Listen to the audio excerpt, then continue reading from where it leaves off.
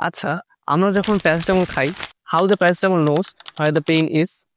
Paracetamol আসলে কে বুঝতে পারে যে আমাদের শরীরে কোন জায়গাটা ব্যথা করছে? আমাদের কি মাথায় ধরেছে নাকি আমাদের পিঠে ব্যথা করছে? এটা কি জিপিএস ট্র্যাকিং এর মাধ্যমে আমাদের শরীরে ব্যথার স্থানটা খুঁজে নেয়? না, আসলে ব্যাপারটা আরো বেশি ইন্টারেস্টিং। যখন শরীরে ইনফ্লামেশন বা আঘাত হয়, তখন আমাদের কোষের সেল মেমোরি থাকা ফসফোলিপিড থেকে ফসফোলাইপেজ A2 নামক একটি এনজাইম অ্যাক্টিভ হয়ে ওঠে। এই এনজাইমটি অ্যারাকিডোনিক অ্যাসিড তৈরিতে কাজ করে, আর এই অ্যারাকিডোনিক অ্যাসিড পরবর্তীতে প্রোস্টাগ্ল্যান্ডিন তৈরি করে, যা মূলত ব্যথা ও জ্বরের জন্য দায়ী। তারা আমাদের নার্ভাস সিস্টেমের মাধ্যমে ব্রেনে সিগন্যাল পাঠায় যে এই জায়গায় সমস্যা, আর প্যারাসিটামল এখানে কাজ শুরু করে দেয়। প্যারাসিটামল সারা শরীর জুড়ে ছড়িয়ে পড়ে, কিন্তু এটি সরাসরি ব্যথার স্থানে পৌঁছায় না।